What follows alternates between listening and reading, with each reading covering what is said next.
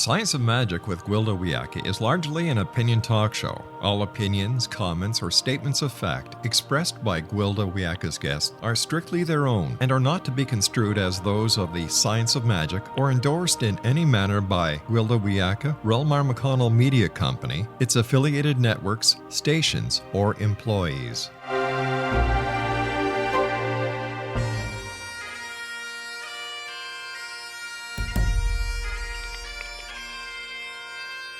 Welcome to the Science of Magic with Gwilda Wiyaka, a program dedicated to uncovering the unified nature of reality and humanity's ever-evolving place as truly galactic beings. For more information on the Science of Magic with Gwilda Wiyaka, visit us online at www.thescienceofmagic.net.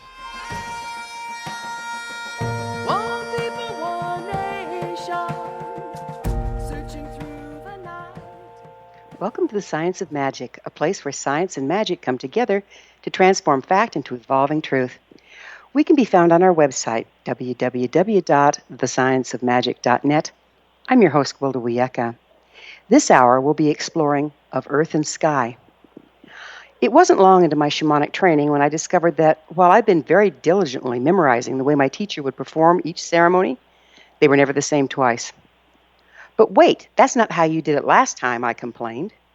This is not last time, he quietly responded. We're doing the sage harvesting ceremony, right? What's the difference from just yesterday? Everything. What do you mean, everything? I challenged. The earth, the stars, everything. Over the years, I discovered that my old teacher had an impressive knowledge of the stars that had been passed down his lineage for generations. All of his ceremonies included alignment with the heavens as well as the earth. When we built an inipi or sweat lodge, he taught me how to align the lodge with the 7 directions as well as the 4 elements. I learned the ceremonies used to set each lodge pole with a corresponding earth-based archetypal force. Each place the willows crossed at the top of the structure was not only tied together physically, but ceremonially bound with its corresponding planet or constellation. When I asked him how he aligned with the stars in order to bring the energy into the binding process, he told me, "It's in my blood." How's it in your blood? The Lakota people came from the stars, he enlightened me. Well, how do you expect me to do it? I'm Celtic, not Native American. It's in your blood as well, or you would not be my student. Yep, it was another one of those clear as mud moments. No matter how I nagged, he was clearly done with the subject. Years later, my aunt on my father's side delved into the family genealogy and found our line actually does have several Native American ties, but somehow I don't think that was what my teacher was referring to. Later, he explained the difference between the common man's way and the medicine way. The common man's way was for the people, set ceremonies that could be performed by anyone who learned them. He told me this was the basis behind Native American religion. While my teacher was indeed a shaman, he was also a devout Christian. It always fascinated me how he could incorporate both into his life. I often asked him if he found any conflict between the two. He told me that the medicine way was of the Creator. My teacher believed it was one of the many gifts only fully held and embodied by Creator's Son, Jesus Christ. He further instructed that the medicine way was only available to trained, initiated, and consecrated shaman with the medicine in their blood. He believed that Christ brought many gifts for the people of the earth that through alignment with him could be activated. All gifts were equal in my teacher's eyes. The medicine way, he emphasized, was the gift he and I had the responsibility to carry for our respective people. The medicine way includes true living ceremony that's performed by aligning with the earth and the stars in present time. This alignment changes from moment to moment, so it's impossible to memorize. One must have a means of direct connection. There's a huge difference between being a shamanic practitioner and being a shaman. It's much like the difference between the common man's way and the medicine way. Not all of us have the time, inclination, or the gift to become a shaman. So how do we connect with the earth, the stars, to perform living ceremony when we have no way of encompassing the ever-changing and amazing complexity of earth and sky? Our guest this hour, Ivo Domínguez, Jr., author of Practical Astrology for Witches and Pagans, is a visionary and a practitioner of a variety of esoteric disciplines. He's been active in Wicca and the Pagan community since 1978 and has been teaching since 1982. Ivo was a founding member and past high priest of Keepers of the Holly Chalice, the first coven of the Assembly of the Sacred Wheel, a Wiccan tradition. He currently serves as one of the elders of the Assembly of the Sacred Wheel, a Wiccan tradition that draws upon an inspiration from astrology, Qabala, the Western Magickal Tradition, and the folk religions of Europe. His techniques and insights are rooted in a synthesis of traditional metaphysical teachings, modern science, and memories from past lives. He's taught at many gatherings, conferences, and venues across the United States and abroad. Ivo is also a professional astrologer who has studied astrology since 1980 and has been offering readings since 1988. I will introduce Ivo, and together we'll examine living ceremony, astrology, earth-based practices that we can all use to support us during these times of rapid change. You're listening to The Science of Magic. Prior innovative episodes can always be found on our website, www.thescienceofmagic.net.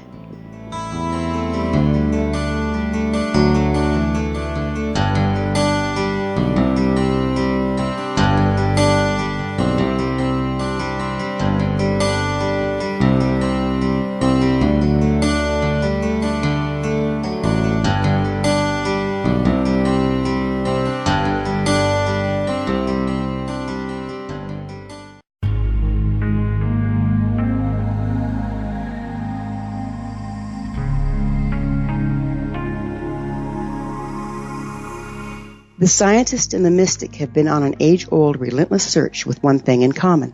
They seek truth. Their paths converge in the 40,000-year-old practice of shamanism, an ancient science delving to the quantum level of life, facilitating healing, manifestation, and evolution. I'm Gwilda Wiyaka, the founder and director of Path Home Shamanic Arts School, a unique Colorado State-certified occupational school, training shamanic practitioners and teachers. We also provide classes for empowering personal lives through shamanism. Our certification classes are in week-long segments enabling international participation, and online classes and long-distance shamanic healing sessions are available. Come discover the science of magic in the limitless world of shamanism. www.findyourpathhome.com.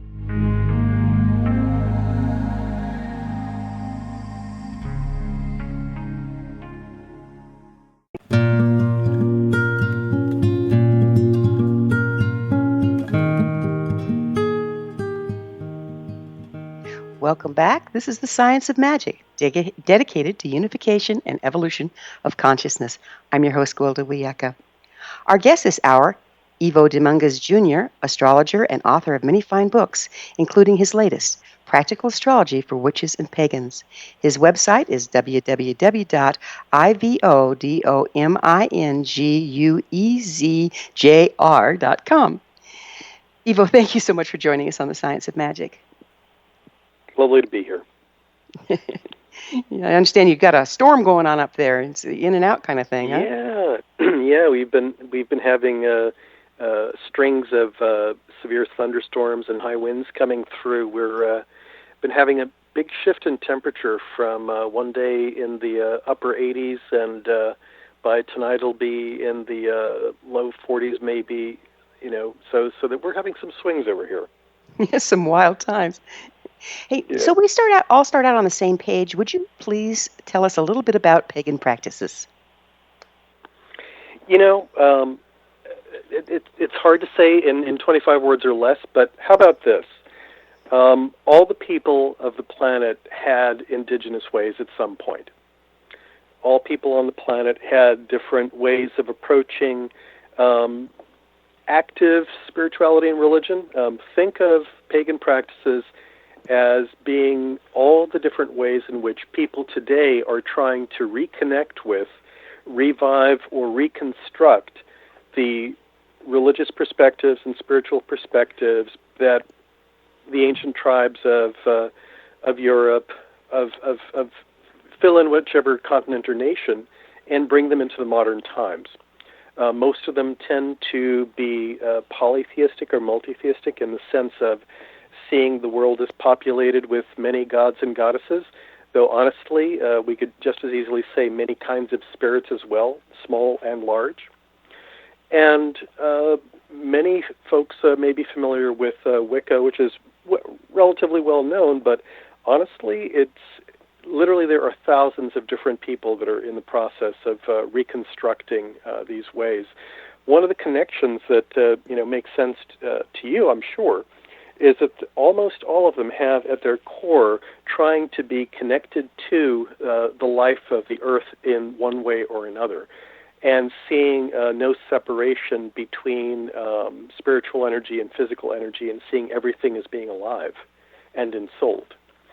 So in that regard, there's a lot of similarity to many faiths and many systems all over the world. I guess where people find a little bit of confusion is when you encounter the idea of what's old and what's new. And I was listening to your teaching piece at the beginning of this, and what I'll say is that what modern pagans practice is not what was practiced 500 years ago or 1,000 years ago. But you know what? Neither did our ancestors do the same thing each time. If you were to go to any Christian church, most of the hymns and most of the songs that they use are written in modern times. So think of paganism as the whole family of spiritual paths and religions that are about re-enlivening the earth from the perspective of original cultures. Is that good enough? That's beautiful. My teacher always impressed on me that it was our job as humans to unite heaven and earth through us, so that they could both be present. Do you have something to say on that? Yeah, I mean, one of the things in our tradition, the Assembly of the Sacred Wheel, is that we view as one of our missions to re-enchant the world, which really means re-enchanting ourselves, because the world never lost our enchantment, we just lost our connection to that. So long as we view all levels of reality as holy and sacred, then we're on the right track. So long as we see all living things as being part of life, in the big sense, all capital letters, then it's all good. One of the things also that's modern pagans are about is also trying to integrate that into resolving some of the problems that have arisen because of the different ways societies have existed. I'd say that a lot of pagans work to a great degree with the goddess or the feminine divine, because not that the masculine divine doesn't exist, but we've had so many millennia of the feminine divine being pushed down that we work to rebalance things by often emphasizing the feminine principle or Mother Earth. Gotcha. And that relates to the astrological ages, really, doesn't it? It's not like men got up one day and said they were going to dominate. It's just we've been in a time where the feminine is a little more recessive and the masculine more up front. Is that what you experience? Yes, I would say that with no negative aspersions to the Abrahamic religions. The whole family of Judaism and Christianity and Islam. One of the things that unfortunately occurred during the age of Pisces, the age in which they flourished, was the diminishment of the role or the power of women overall. And we're at a time where we're shifting from one age to another, and honestly, it's better to think of that as changing from one season to another. And when you move from one season to another, as we're having right now, right here at my home, there are storms. So that as we move from one age to another, there's often turbulent psychic weather and turbulent political and emotional weather as we change from one paradigm to another. And it is, likely and probable that as we move further and further into this new season, this new time in the great year of the zodiac, that we will have a resurgence or a rebalancing of some of the things that got out of balance. And I won't say it was exactly the nature of the age that caused that, but what I'll suggest to you is that whenever we come to the transition from one age to another, part of the hard part is trying to figure out what are the good things that were learned in the last age that we're completing that we need to bring forward, and which of the things need to be set aside as no longer serving.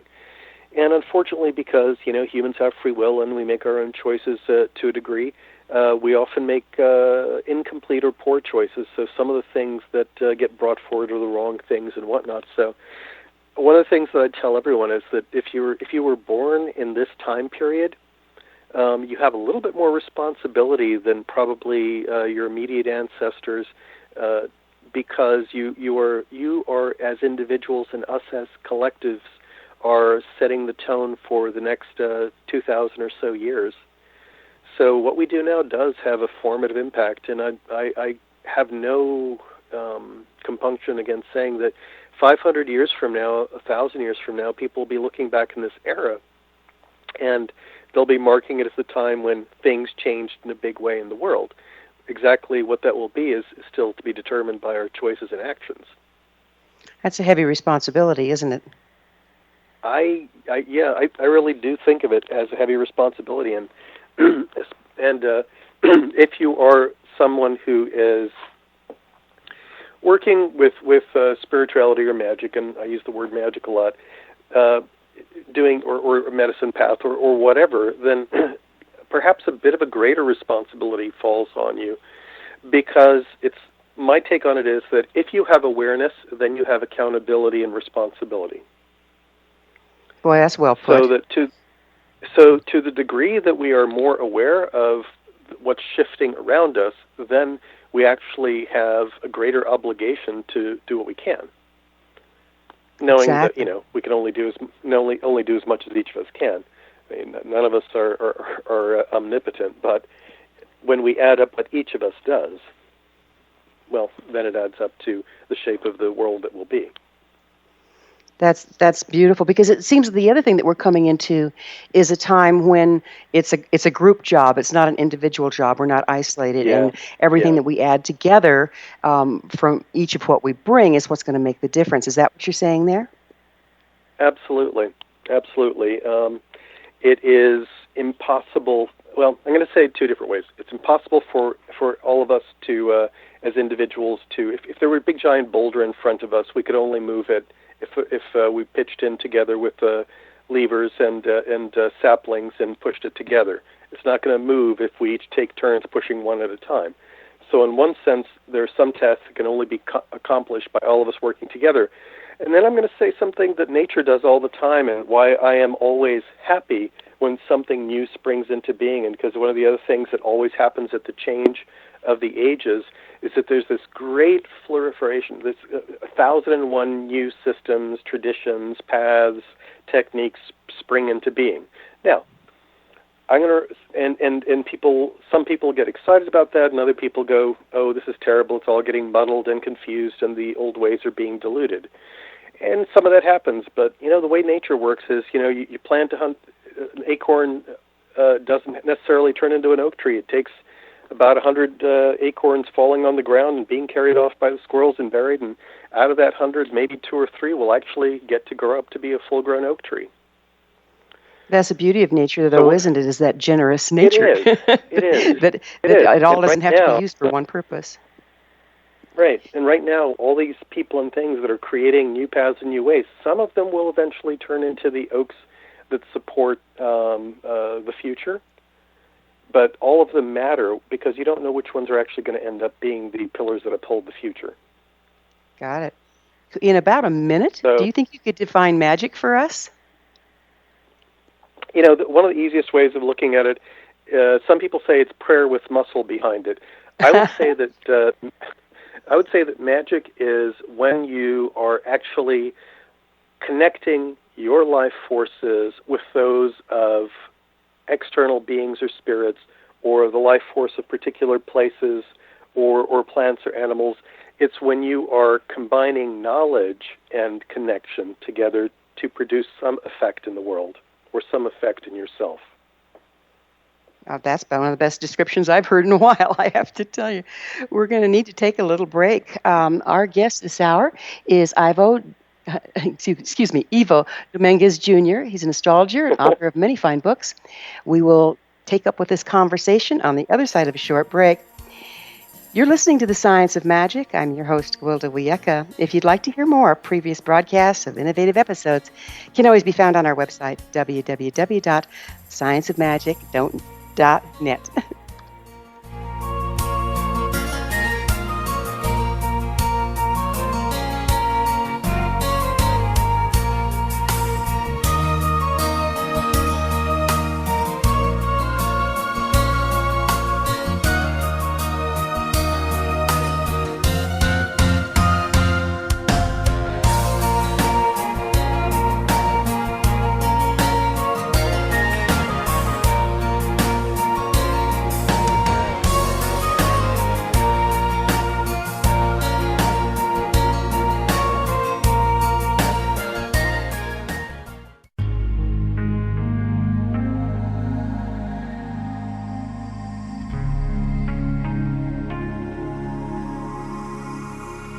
The scientist and the mystic have been on an age-old, relentless search with one thing in common. They seek truth. Their paths converge in the 40,000-year-old practice of shamanism, an ancient science delving to the quantum level of life, facilitating healing, manifestation, and evolution.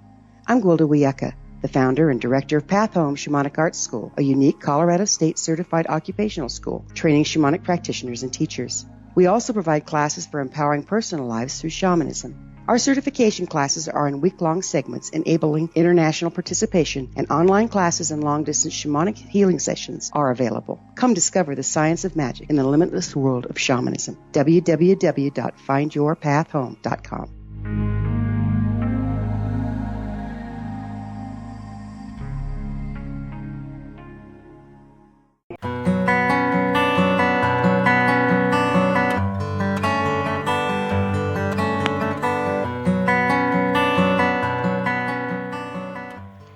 Welcome back. This is The Science of Magic, a place where magic and science come together to promote enlightenment.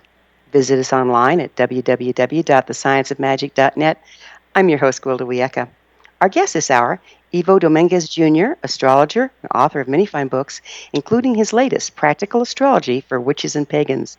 His website is www.ivodomínguez.com. Ivo, we were talking about magic, and I loved your definition of it. What do you mean when you talk about systems of magic? Okay. So, for example, if you say astrology, I consider that to be a sacred science, or Hermetic Qabala, or Hermetics in general. Anytime that you have a system that has attempted to understand the mechanism of the laws behind how things happen in the subtle realms, in the unseen realms, that constitutes a system of sacred science or a system of magic, which is not the same as patterns of ritual or patterns of ceremony. How about this? Compare them to the difference between science and technology. Science gives us the theory, technology is the implementation. Systems of magic give us the theories, and then the ceremonies and the actual enacting of ritual or of techniques is a physical manifestation of those systems. That's really well put, too. So what inspired you to incorporate astrology into these practices? Well, interestingly enough, for me, in my personal history, astrology was there close to the beginning of the practice. I had encountered a lovely woman named Ellen Reardon, who was my first teacher of astrology, about the same time as I was doing some of my serious early studies in magic and in paganism and the Western mystery traditions, so that I always saw them as connected. And it was only recently, in the last X number of years, that I realized just how few people see them as interconnected. Even though people talk all the time about how they want to have their work that they do be in congruence with or in harmony with the flow of nature around them, well, what's happening in the heavens is also part of the flow of nature. So understanding how to connect with and how to attune yourself to the celestial forces makes it easier to work with the ones that are here on the earth right in front of us. So the book itself arose out of my desire to help make astrology workable for people. One of the problems with so much of the material that's out there is that astrology often is written for other astrologers rather than for people that are following a spiritual path but don't necessarily want to grow up to be an astrologer. So how about this? Everybody needs to know enough math so that they can, balance their checkbook or do the basic things related to life. But most people have no temperament nor inclination to become a theoretical mathematician. So I'm presenting astrology. I'm presenting astrology as something that it can be viewed as a language, a symbolic language that describes the flows of energy in nature. A way of approaching it through images and through words and ideas, as opposed to presenting it primarily as a mathematical discipline. The other bit is that most of the stuff that's out there, most astrologers are not magical practitioners. In If you go to your, average astrology convention, of which there are many, most of them are there because they are honing their skill at using astrology to either provide psychological insight or a predictive ability for their clients, which is good stuff. Some of them do involve themselves in spiritual matters as well, but for the most part, it's really a separate thing altogether. This book was written because I had too many friends that were saying, well, why don't you make it understandable and make it so that I can figure out ways to pay attention to how my meditations, my contacts with spirits, my rituals are either being helped or hindered by me not paying attention to what's actually happening in the moment. Okay, so say for instance, like one thing I learned early on when I'm working with my clients is that good old Mercury retrograde has a really bad name, right? But depending on where it falls in a person's sign, what I've actually found is if you're cognizant of where that is, it really assists going back and going deeper into your old issues in order to unearth and clear them. Is that an example that you would be using? Sure, because one of the other things is that Mercury retrograde can be difficult, but it doesn't have to be. The truth is that almost everything that is occurring at any given moment can either be turned into an onerous, burdensome thing, or it can be turned into a challenge that makes you have new insights, or a challenge that builds muscle, or in the case of Mercury retrograde, I often see that people often have breakthroughs in counseling sessions during Mercury retrograde because it's easier for them to backtrack over the old stuff that they thought that they were done with. Yeah, I've really seen that. So it's a matter of cooperating with the ambient frequencies rather than working against them. And through your system, do you give an overview that people can then use the knowledge to know what they're cooperating with? Yeah, one of the things that first is to actually understand, what's going on with astrology, because I believe that if you understand how something is working, then everything else makes more sense, and it's not just memorizing 3,000 facts. You get a more holistic, a more organic understanding of it.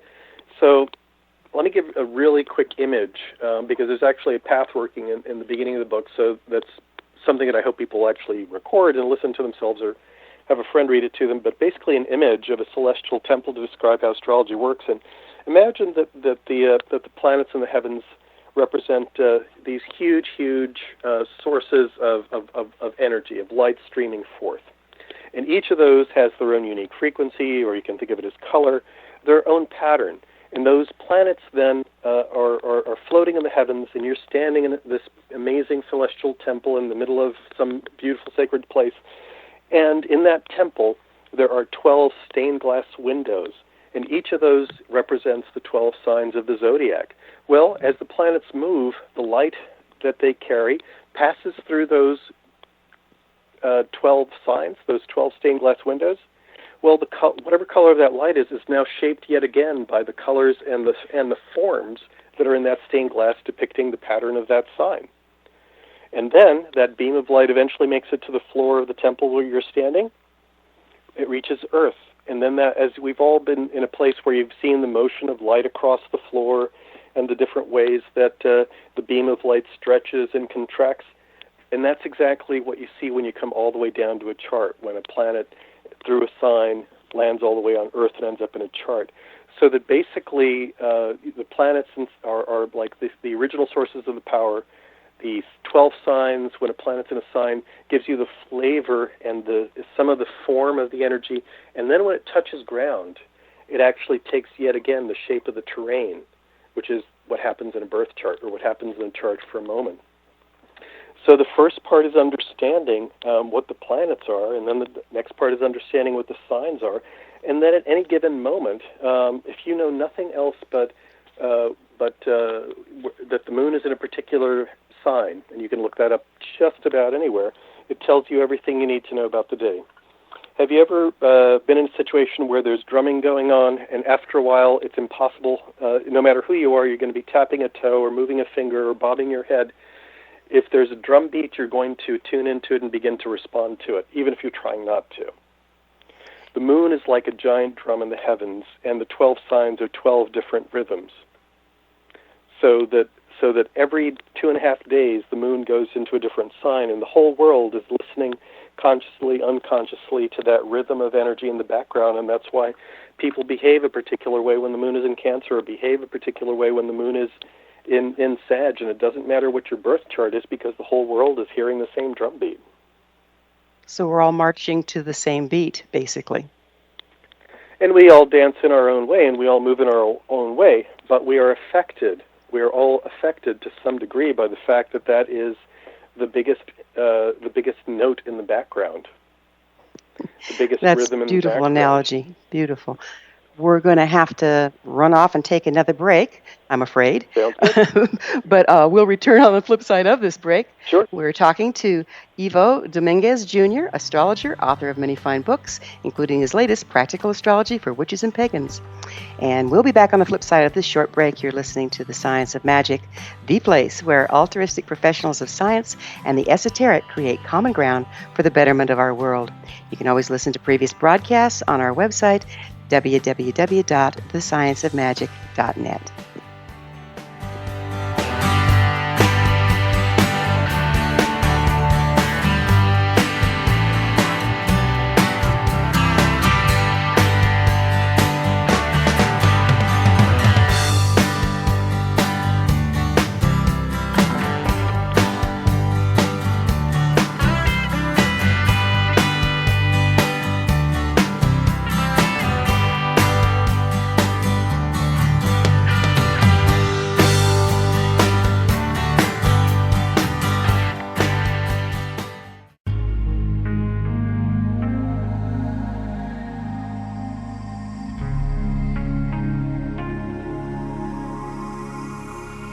The scientist and the mystic have been on an age-old, relentless search with one thing in common. They seek truth. Their paths converge in the 40,000-year-old practice of shamanism, an ancient science delving to the quantum level of life, facilitating healing, manifestation, and evolution.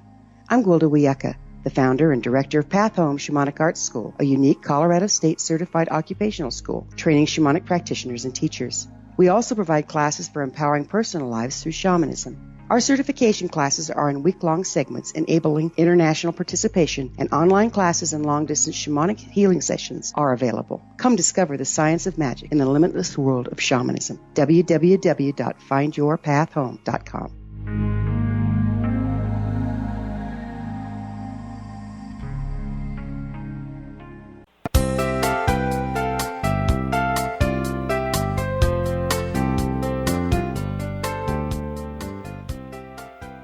Welcome back. This is The Science of Magic, bringing together gifted people of service to our world. Our website is www.thescienceofmagic.net. I'm your host, Gwilda Wiyaka. Our very special guest this hour is Ivo Domínguez, Jr., astrologer and author of many fine books, including his latest, Practical Astrology for Witches and Pagans. His website, www.ivodomínguezjr.com. Ivo, before we get on into this last segment, I'd really like to have you tell our listeners where they can find your book. Oh, well, thankfully my book is widely distributed, so I always encourage people to go to their local bookstore first. We have to support our local stores. If that's not an option for you, Barnes & Noble, Amazon, pretty much any normal source for books will have my books. Perfect. And I, having had it in my hand, I highly recommend it. It's a great book. How do you see as astrological conditions affect ceremony, spirituality, religions, and systems of magic across the ages? Okay. So I mentioned how the moon and the sign that it's moving through affects all of us in a big way. Mm-hmm. So let me, and we kind of started with talking a little bit about the ages at the beginning. So let me give you a sense of an age is kind of the largest chunk of time that we can have a grasp on.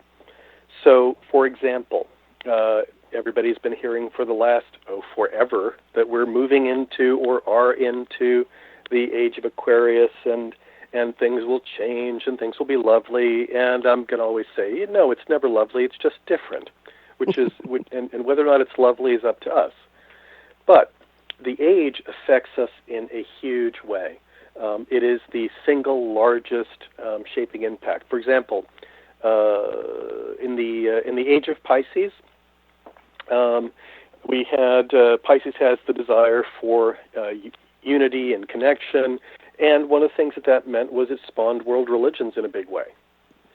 But also every age has its shadow. The opposite age at any given time also has an impact. So, for example, in the age of Pisces, Virgo is the shadow, and shadow is not always a bad thing.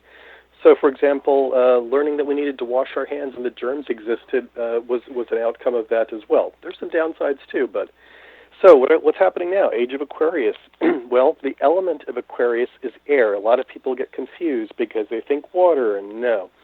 You see the image of Hebe originally, and then Ganymede pouring this chalice or this pitcher or this urn full of water. It's air's ideas, and the modality, which is the nature of that energy, is fixed. So, Aquarius is the age of ideas made material. So one of the ways that, so that if you think about it, Pisces is, mutable water, as watery as it gets. But Aquarius is air made manifest, which is why Aquarius energy is very idealistic and wants to change the world so that it matches ideals. Okay? On a spiritual level and magical level, one of the reasons why we've been trending more and more to the idea of intention or imagination or visualization to make things happen is because we have that concept that's slowly seeping in from the change of the ages, that the power of the mind to create a physical form out of ideas is becoming stronger and stronger. So that's one of the trends. By the way, the Leo part of it is kind of juicy as well, because Leo loves smells and bells and pomp and circumstance and ceremony, which means that we're not losing ceremony. We're still having the joy of actually doing things, but we're doing the ceremonies for the joy of them. So what do you see happening to the effectiveness of ceremony when you take in consideration the astrological influences? Well, I'm going to say that another reason to be mindful. So in many of ceremonies that the pagans do or that other folks do, part of the work is to make a connection to the other realm or the other reality, or to open the portal, or to go down into the cave, or to journey, or whatever. During the age of Aquarius, the nature of the veils between the worlds, or the layers between levels of consciousness, or however you want to call it, were watery, which if you ever tried to dig a hole in the ocean, all that happens is you can push the water aside for a moment and then it closes back up. So during the age of Pisces, whenever you made an opening to the other realms, it tended to self-seal.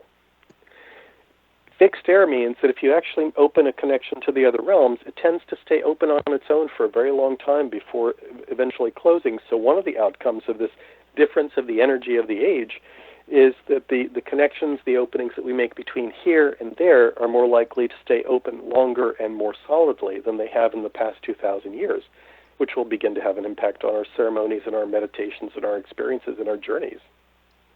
Well, it sounds to me like it's a time we have to be very mindful of creating sacred space around where we're opening and shifting portals, and how to open and close consciously rather than just leaving a bunch of doors flapping in the breeze. Right, because in the past, eventually they self-sealed because that's the nature of that watery energy, but fixed air tends to keep the connection open, which can be, once again, is it a good thing or a bad thing? It's all about if you're mindful. Mindfulness is the key, isn't it? No matter what the age. Yeah. It doesn't matter which age, it doesn't matter which tradition. Exactly. So does a person have to subscribe to paganism as a religion for all this to work for them?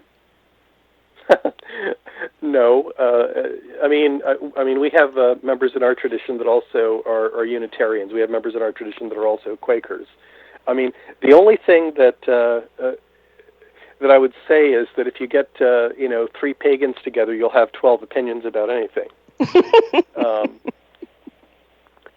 So one of the difficulties is that it is not a religion of a book, it's the religion of all books. Gotcha. So it's a unifying force of sorts. It can be. I mean, there are certainly people that fall in love with a particular set of gods and goddesses, a particular cultural path, in the same way that, from what I gathered from listening to the first part of this, that, in the same way that someone may choose to follow a specific native path, Somebody may choose to follow a specific strand of this broader thing called paganism or heathenism or whatever. So there's some people that are very much have their hands in many places, and some that are drawn to specific working, specific gods and goddesses or traditions.